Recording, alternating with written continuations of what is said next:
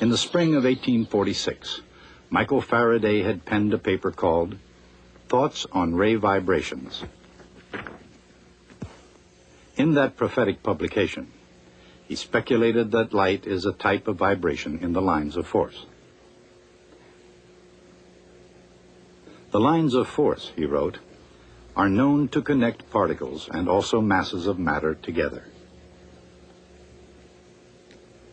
In other words, in Faraday's imagination, electric charges were linked together by lines of force in empty space. However, even though his idea was easy to see in the mind's eye, it introduced an intriguing scientific question. Would a vibrating charge set the lines of force into vibration? At this point, Faraday might have pictured each line behaving as if it were a linked row of mechanical oscillators.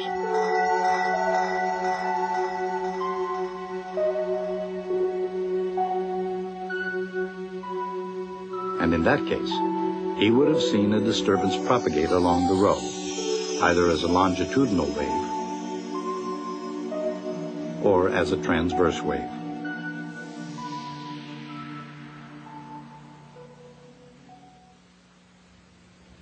But no matter how they might have taken shape in his mind, the significance of those vibrations was in the fact that Faraday had seen them.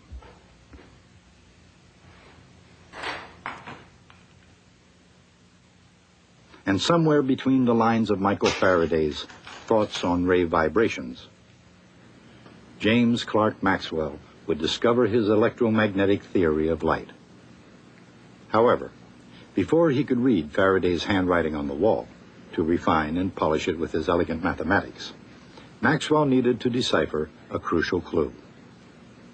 Within the forces of electricity and magnetism, he found a very significant speed. Any wave has a definite speed, depending on what makes it go. For example, in deep water, the speed of waves depends on the acceleration of gravity and the length of the wave.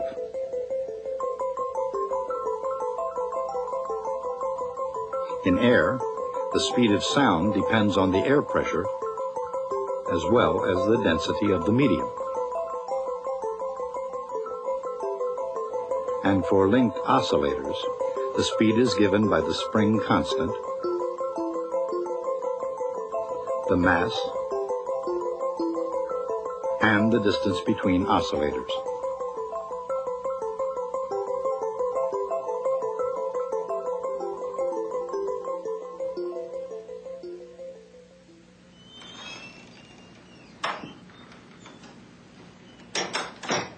So it was time for Maxwell to get down to determining the speed of waves in Faraday's lines of force.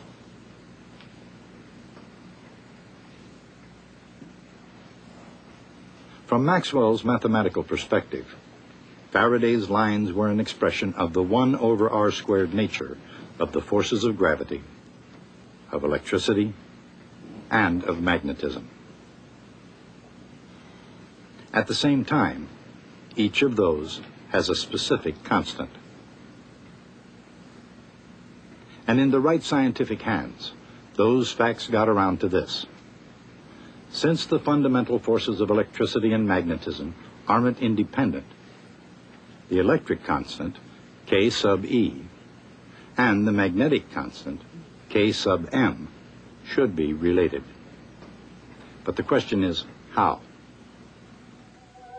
The ratio, K sub E divided by K sub M, has the units meters squared over seconds squared. In other words, the square of a speed. But what speed? Its square is 9 times 10 to the 16th meters squared per second squared. Divide the electric constant by the magnetic constant. And there it is, the speed of light. Take your electrification by separating. It was an amazing discovery. Now we can have a spot of tea. After 50 years of the closest scientific scrutiny elsewhere, James Clerk Maxwell saw the light and found its speed in the forces of electricity and magnetism.